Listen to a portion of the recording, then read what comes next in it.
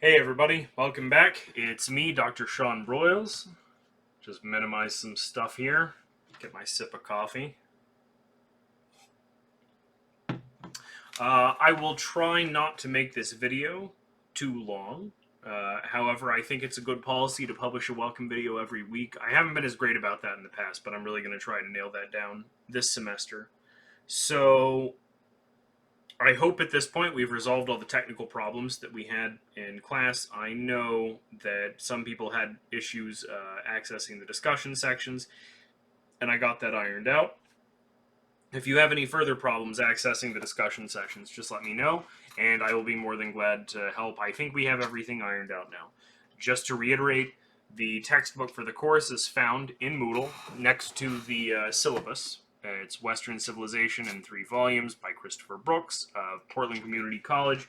It is a free OER, Open Educational Resource textbook.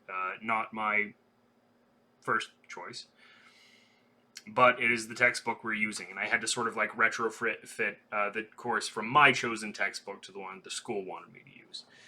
So I've gone through and I'm changing that as I go along. It's a lot of work to sort of change that stuff after it's already been created. So anyway, what are we doing this week? We're doing a really interesting time period. If you ever want to study economics, if you really want to understand the sort of hegemonic liberal capitalist regime under which we live, it starts here. The shift in ideas from the high medieval period to the early modern period really happen in these centuries. And your chapters, which I think you're reading 11, 12, and 13, they discuss the scientific revolution, the Enlightenment, and then the birth of capitalism slash mercantilism.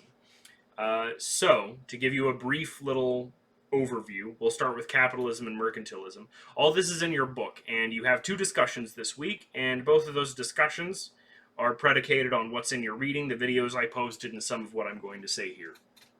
So, how did the idea of money change? Over time, if you are a careful student of history, one of the things you'll start to notice is at different times in human history, different people thought about money and economy. They thought about everything. They thought about religion in different ways, and there were all sorts of ideas about how society should be organized. But during this time, the idea of how money is perceived changes on a very, very large scale, from the high medieval period to the early modern period. So, what kind of change was that? I have next to me this book here by Robert Heilbronner. He's a famous economist who's kind of a mainstream left-leaning economist. After the Soviet Union fell in 1992, he said we all have to admit that Ludwig von Mises was right. Ludwig von Mises was like this Austrian school sort of rightist economist back in the 30s who said that Soviet communism would fail, and here's why. And, he was really one of its earliest critics. So anyways, in Robert Heilbronner's book, The Worldly Philosophers, he starts off with a brief history of economic thought within Western civilization. And one of the things he points out is that profit was not always seen as good. It's arguably not seen as absolutely good in the modern day. We still have absolutely these very understandable and very obvious attitudes about the negative effects of money. It's kind of baked into Christian civilization. I think in the book of Matthew is where the Bible says that money is the root of all evil. Somebody correct me out there if that's not true. So anyways, how did the idea behind profit change? So in the medieval order, there were all sorts of things going on. The church had mandates against usury. So all 3 great legal traditions, confessional legal traditions, the religions of law, Judaism, Islam, and Christianity, they all have mandates against usury. That is the collection of interest on a loan. It's not interest as such, but it's collecting a large amount of interest. Interest is considered sinful. And this is taken very seriously, especially in the medieval Catholic Church. There are lots of papal bulls issued about how good businessmen should not be engaging in unchristian sinful behavior. It's illegal to commit usury against your fellow man. They didn't have a word for compound interest, so the actual Latin term translates directly to not only usury, but usury upon usury, and that's interest that compounds every month. And so what happens is you get all across medieval Europe, there are people who sometimes they make too much profit in a money lending scheme, or even all the way up to the early 17th century, to the Puritan Project in America. We have Puritans that are actually being put on trial for turning too much of a profit. This is seen as exploiting their co-religionists, fellow Christians. This is sinful. This is bad. If you read your book, it will talk about how merchants were often looked down upon.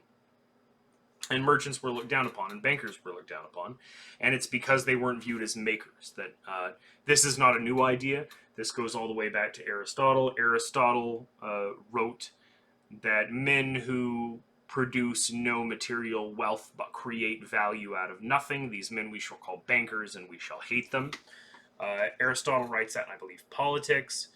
It's very much a part of the Christian sentiment that people who work with their hands are honorable, and people who handle money are dishonorable. Not only because they're handling money, but because in order to be good in their trade, they have to exploit others. This is also, by the way, you can't really have this discussion without me, at least me mentioning its connection in medieval Europe to the Jewish faith. So I said that all three major religions have a prohibition against usury.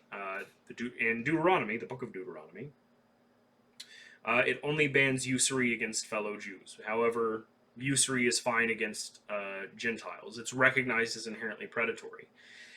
And because the Catholic Church took this sin so seriously, Jews often found themselves, a very small percentage, about 5% of the Jewish population, found themselves in the awkward position of being the moneylenders of Europe. And this is sort of the birth of the greedy Jew canard that's going to define so much of European and Jewish European history.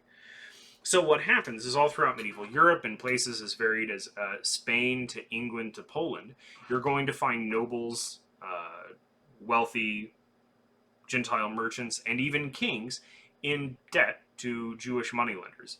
Most states will not respond to this nicely.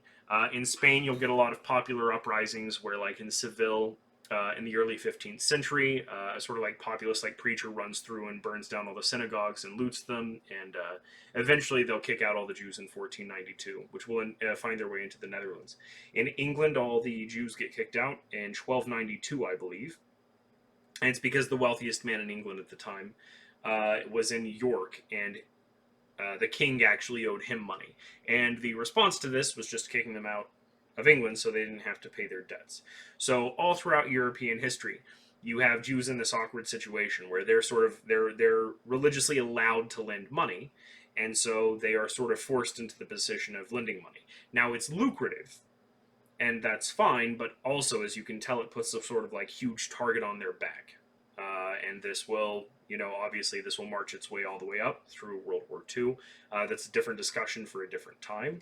So anyways, what happens is that profit is seen as bad. It's seen as exploitation.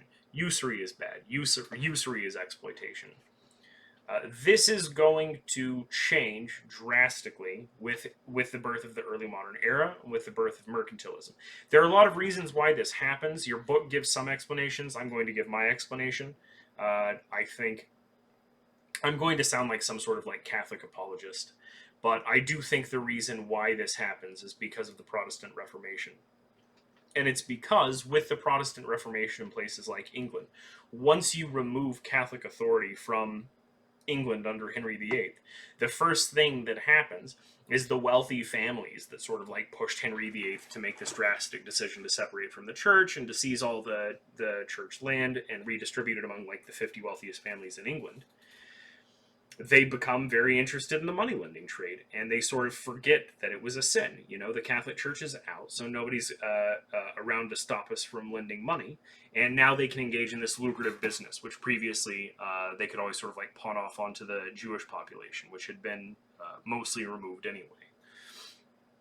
So what's going to happen is, as populations across Europe, as wealthy people across Europe sort of engage in money lending, it's not just nobles, it's regular peasants. Peasants who become immensely wealthy merchants. Wealthy enough to where, once again, nobles and kings actually loan them money. Only, they're not Jews. They are often the same religion, or at least they're Christian, even though they might have like Protestant and Catholic disagreements, which are not negligible. There's an entire period of European history where people are murdered over Protestant versus Catholic, but I digress. The fact is that they are Christians. They are not Jews. They are not seen as external, and so they can't be merely kicked out. They pose this very difficult threat to the European order. This dissonance, this threat, is going to be noted by later philosophers, most notably Karl Marx, who says you have the feudal order, and the feudal order has nobles who inherit their money, right? They're this ancient warrior aristocracy that they inherit money and they inherit duties and land ownership with that money. And the people that labor beneath them are peasants who do not have money, and their job is to fulfill their duties, their obligations, and pay tax to the nobles. Well, what happens is you get this system with the rise of capitalism and really mercantilism, is that you have people who are not born into nobility that have more money than the nobility.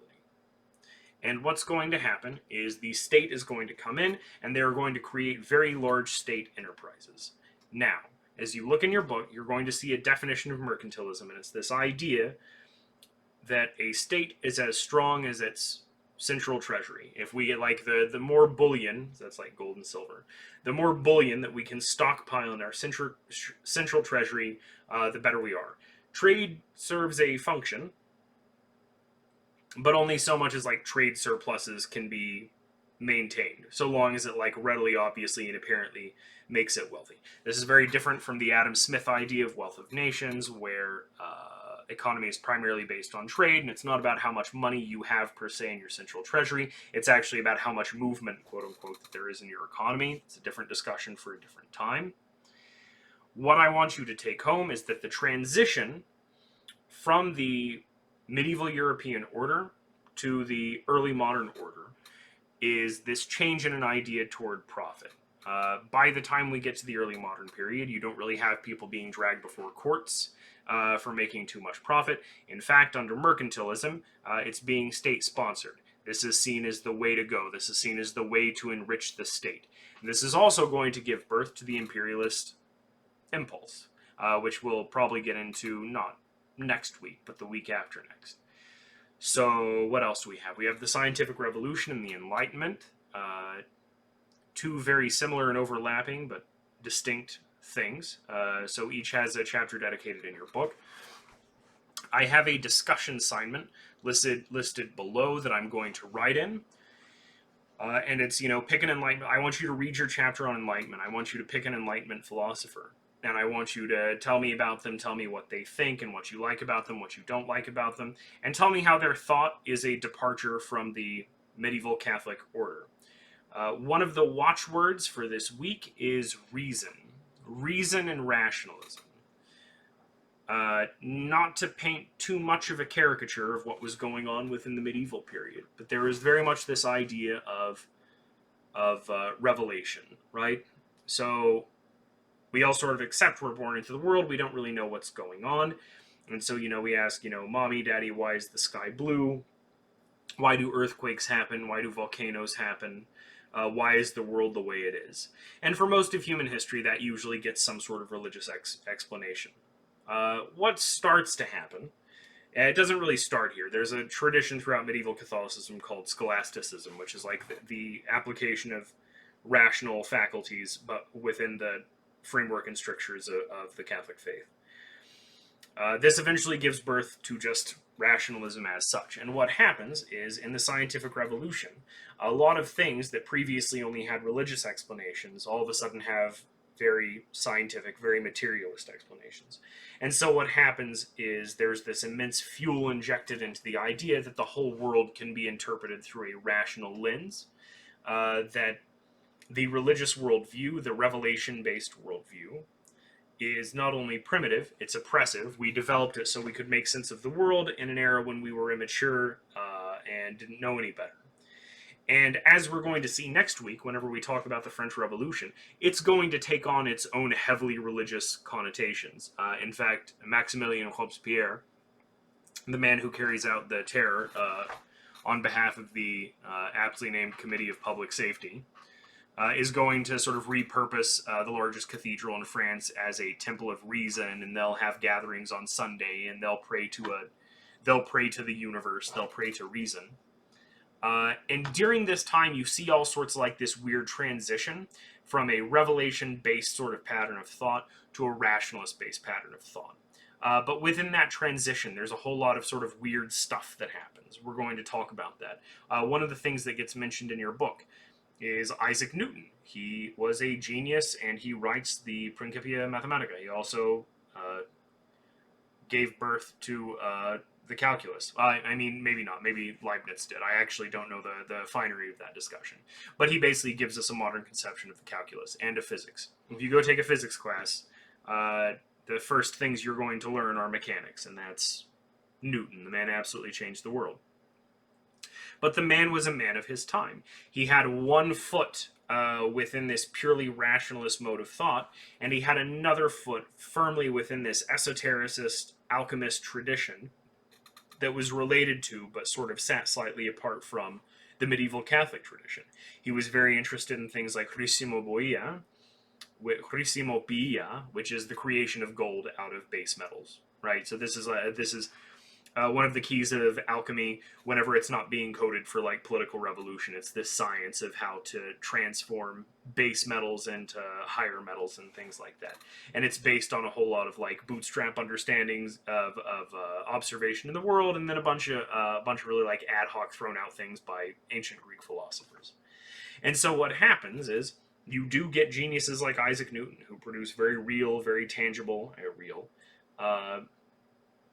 operable pieces of work. And then alongside it, there's all this stuff that we would look at today and say is nonsense. But in the framework of the time, it would make absolutely perfect sense that somebody who is into alchemy is going to be the kind of person who is going to concern themselves with mathematics, which still very much has a magical quality at this time. So the Enlightenment, the scientific revolution, and there's not really a name for it. I wouldn't call it an economic revolution. It's really just the birth of capitalism and mercantilism proper.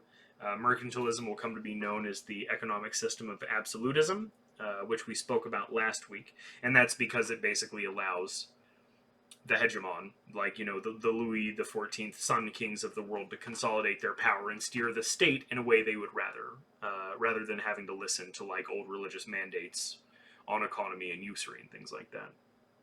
So with all that said, I want you to read your 3 chapters. I want you to look at the Enlightenment discussion. I want you to look at the other discussion, which I can't remember right now because my brain is broken. It's only 7 o'clock at night, and I've been sipping coffee for some reason because I've got all this work to do. So anyway, if you have any questions, please message me. I'm glad you're here. I'm really happy to do these videos. I'm going to try to make an outline and make them a bit more coherent. I apologize if it was a slog to get through. It looks like we're sitting here firmly at 18 minutes. Take it easy, guys, and if you have any questions, please email me.